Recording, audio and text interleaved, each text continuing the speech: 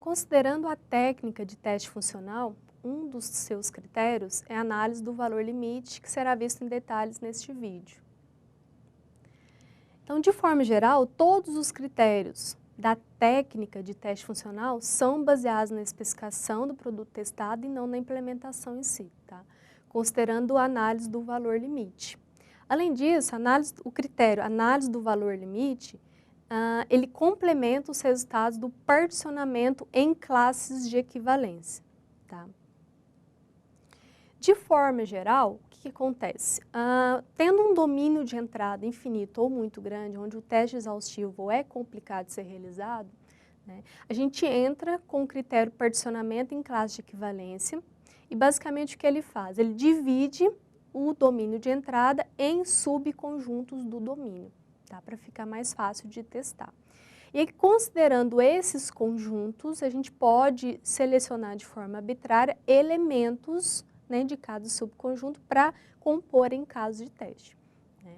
Só que o critério de análise do valor limite, ele usa as classes de equivalência, né, e em vez dos dados de teste serem escolhidos aleatoriamente, assim como o critério de particionamento em classe de equivalência, né, eles devem ser selecionados considerando o valor limitante dessas classes, tá? Tanto abaixo quanto acima, né? É o que a gente vai verificar aqui. Então, aqui tem algumas recomendações gerais para aplicação do critério análise do valor limite. Então, olha só. Se a condição de entrada especifica um intervalo de valores, né, por exemplo, ó, digite um valor no intervalo entre -1 e +1, por exemplo, tá? Então, devem ser definidos dados de teste para os limites desse intervalo, né? Então, por exemplo, +1 e -1, né, que estão aqui. E também dados de teste, quer dizer, valores relacionados aos subsequentes, né, que explorem as classes inválidas vizinhas. Neste caso aqui seria o quê? Mais 1.001, né, e menos 1.001, tá certo? Que está aqui, tá? Outra questão, se a condição de entrada especifica uma quantidade de valores, né, por exemplo, digite um valor no tamanho de 1 até 255 caracteres. Então, devem ser definidos casos de teste com nenhum valor de entrada, tá? Com somente um valor de entrada, com 255 valores e com 256 valores. Ou seja, a gente tem aqui o limite inferior, o limite superior, um antes e um depois, tá? Basicamente essa é a ideia.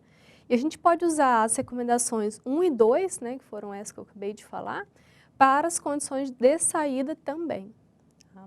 E se a entrada ou saída for um conjunto ordenado, a gente precisa se preocupar com o primeiro e com o último elemento da lista ordenada, certo? Então aqui a gente tem um exemplo em cima do programa Identifier, que é identificador.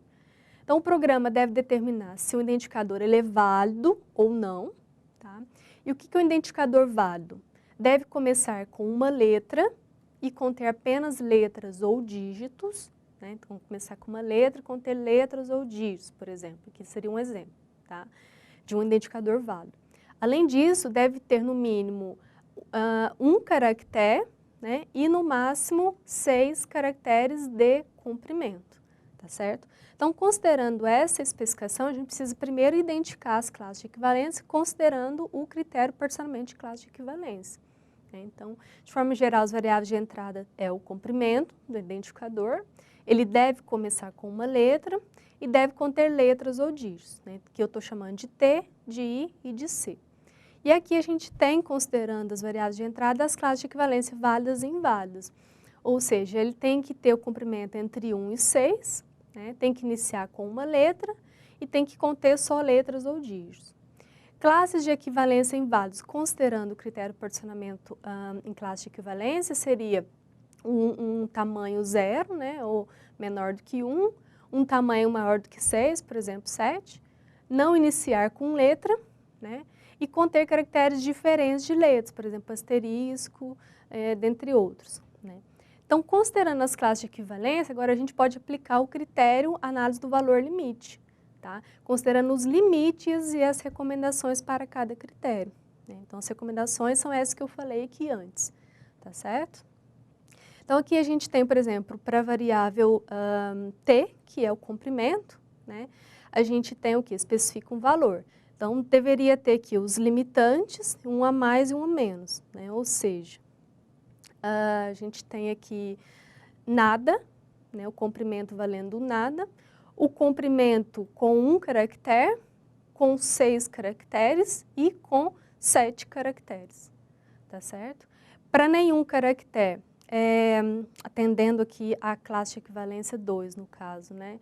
A saída esperada é o quê? Inválido, né? Para os outros, a saída esperada é o quê? Válido, tá? Considerando a variável de entrada i, o que a gente tem? Deve começar com uma letra, né? Então, a gente tem aqui esse exemplo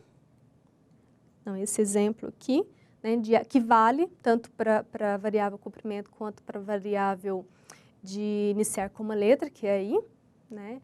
A gente tem esse outro exemplo que também é útil, né, que são dados, e a saída esperada é o quê? Uma saída válida, tá certo? E aí, ao contrário, como saída inválida, ou seja, classe inválida, a gente tem o quê? Começando com 2, que não é uma letra, tá? Então, a saída esperada é o quê? Inválido. A mesma coisa para variável contém letras ou dígitos, né? Que também foi aproveitada anteriormente aqui para exercitar as outras variáveis de entrada. Então, se é conter só letras ou dígitos, dessa classe aqui a gente precisa pegar o quê?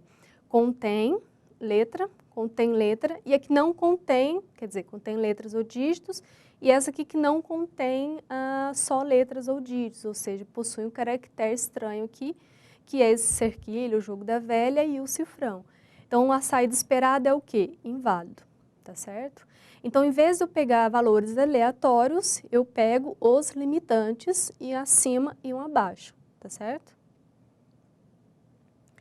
Então, aqui a gente tem um resuminho do critério análise do valor limite. Então, é um critério da técnica de teste funcional, requer especificação, né, para gerar os casos de teste, não apenas, e não a implementação em si, né.